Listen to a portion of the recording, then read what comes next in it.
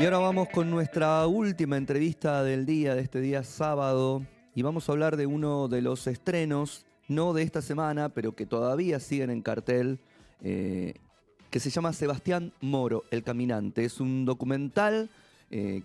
Para hablar de este documental tenemos a su directora, María Laura Cali, y a la hermana de Sebastián Moro, a Penélope Moro, con las que vamos a conversar un poco sobre el documental. Para aquellos que no saben de qué se trata, vamos a decirlo, pero primero quiero saludar tanto a Penélope como a María Laura, que están conectadas, si no me equivoco. Buenas tardes a ambas. Javier Lucia acá desde el piso de Cinefilia. ¿Cómo estás? Muchas gracias por el espacio. Muchísimas gracias por estar acá. Gracias a ustedes. A ver, Sebastián Moro, para los que todavía no hayan visto, es un poco seguir el caminar de un periodista con todo lo que significa el periodismo en nuestro país, pero también en todo el mundo. Digo, en esto es comprometerse o no, en general siempre es comprometerse, y a lo que lleva ese compromiso, lamentablemente, que siempre toca puntos en donde el poder y demás se sienten incómodos y molestos, y en lo que se termina siempre tiene que ver con una violencia ejercida sobre esas voces, que son voces que representan en general a los que no pueden hablar de alguna manera, ¿no? María Laura, va por ahí un poco, Sebastián Moro, el caminante. Sí, Sebastián Moro el Caminante es la historia de Sebastián, que era oriundo de Mendoza y con un chico comprometido con los derechos humanos, especializado en derechos humanos. En su Mendoza natal cubría los juicios de lesa humanidad y también tenía un programa con su hermana Peña, quien tenemos ahora acá, donde cubrían casos de violencia institucional. Y había trabajado más de 8 años en Radio Nacional, y cuando llega el macrismo, como todo lo sucedió en toda la Argentina, lo relegaron en sus funciones y él decide renunciar, además que le borraron un montón de trabajos que había hecho sobre los juicios. Y sí, habla de su historia. Así llega a Bolivia, allá llega a ser jefe de prensa, jefe editor de prensa rural, y en octubre del 2019 también es convocado por Página 12 para ser corresponsal esos días, para cubrir las elecciones. Yo justo lo conocí, y lo que me sucedió personalmente es que yo lo conocí en esa época, en octubre, y regresé. Sabíamos que las elecciones en Bolivia iban a ser difíciles porque la oposición ya venía gritando fraude antes de que se produjeran, pero en lo que no imaginé nunca fue la violencia, la tortura y el silenciamiento, como en otras épocas. Cuando me enteré lo que le había sucedido a Sebastián, fue como un shock, y, y quise inmediatamente contar su historia en toda su dimensión, ¿eh?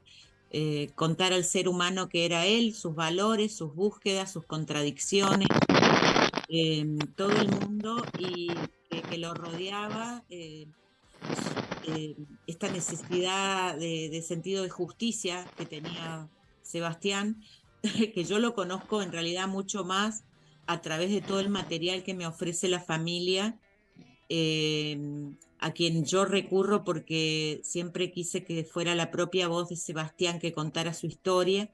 Y entonces les pedí en los audios de WhatsApp, y, y es por eso que la historia de Sebastián es narrada por él mismo. Él cuenta sus últimos días, cómo llega a Bolivia.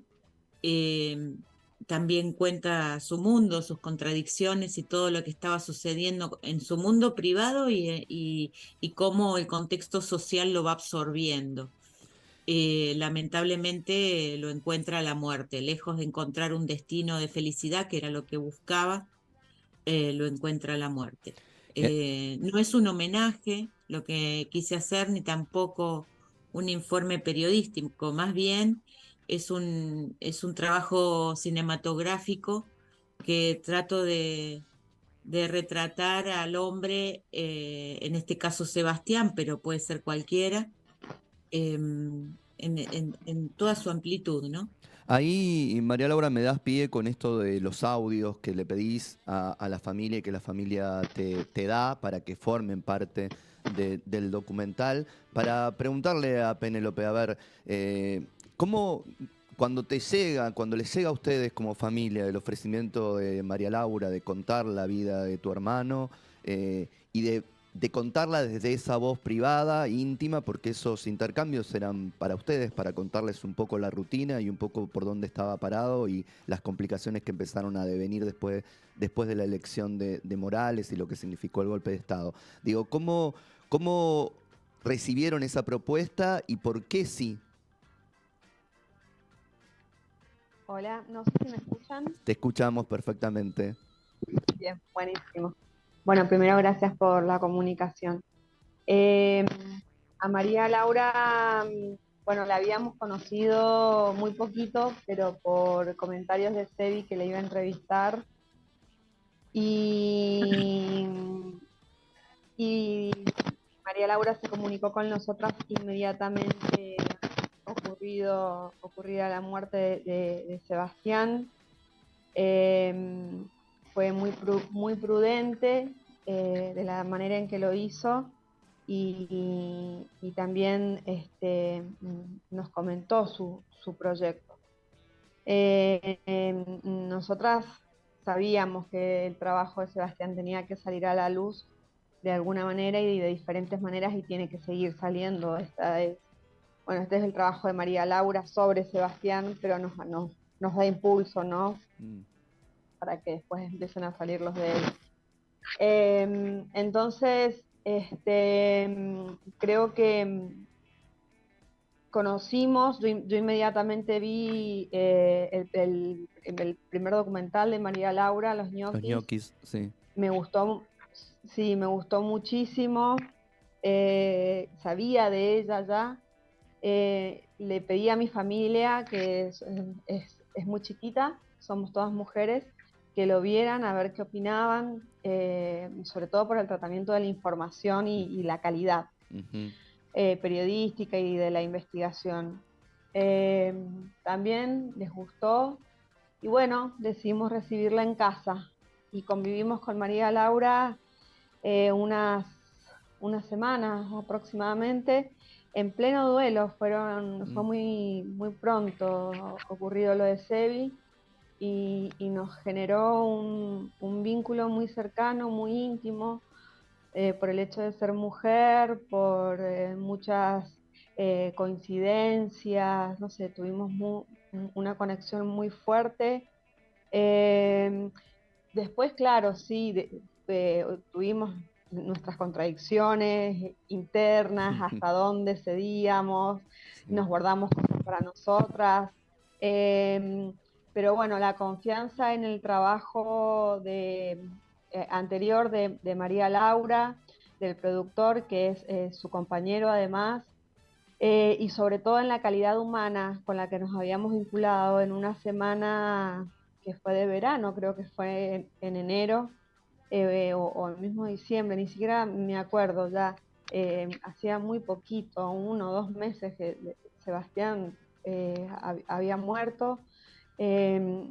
Eso ya fue suficiente para ir gestando este vínculo que dura hasta el día de hoy y que seguimos alimentando, porque la película se estrenó, es obra de María Laura y de su equipo, pero ella nos ha hecho parte y así lo sentimos en este trabajo de difusión, en darnos voz y en permitirnos a través del film hacer nuestro reclamo de justicia.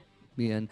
María Laura, ahí algo hablabas de que vos querías que el narrador de alguna manera fuera Sebastián, o por lo menos él también en primera persona contara esa historia mientras lo pudiera contar. Pero también tenés otros recursos de los que echaste mano, digo, además de los testimonios y además de algún material de archivo y además de esta idea de ficcionalizar un poco a través de un retrato de alguien atravesando esas calles y esos lugares de Bolivia en esos tiempos que se iban complicando cada vez más. Sí, lo que pasa es que Sebastián hacía radio y también escribía Diario. diario, escribía.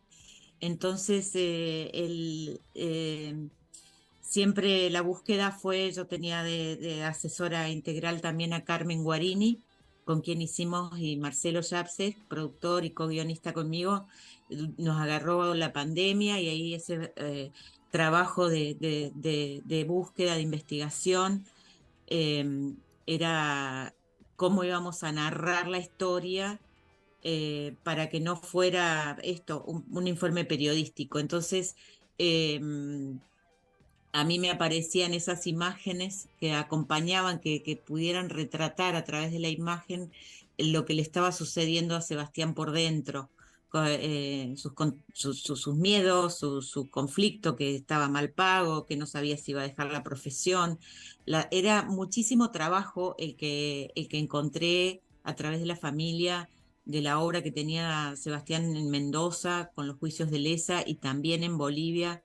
Fue escuchar muchos programas, leer muchos de sus artículos, seleccionar qué era lo que me parecía que tenía que narrar. Esto también se repitió cuando tuvimos que editar el documental, porque todo después fuimos a filmar y nos sucedieron otra serie de cosas que en mi búsqueda, como sucede, no estaban previstas, que está genial que sucedan, que para eso uno hace documental.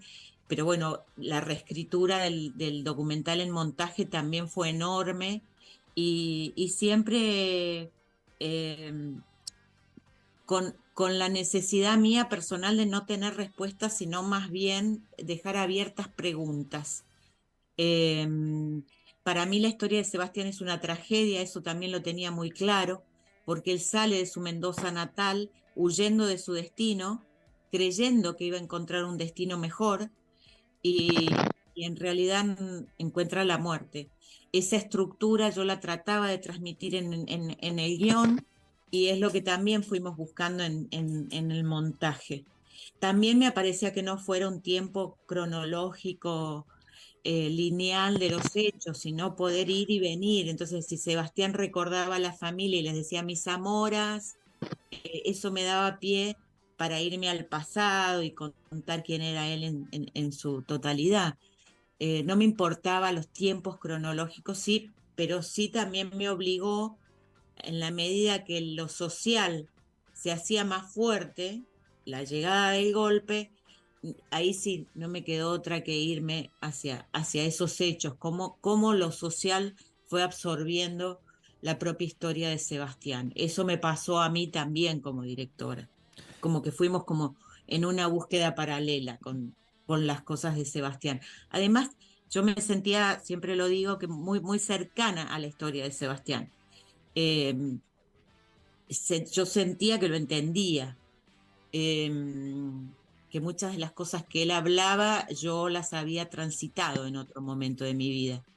Y, y, mm, y entonces me parecía importante decirlo. Entonces, si bien es la voz de Sebastián, también es una Eso, extensión de mi voz. sí. Sí, claramente, me parece que es la extensión de la voz de muchos y de la voz de los que no tienen voz también, como dije al principio en un punto, ¿no?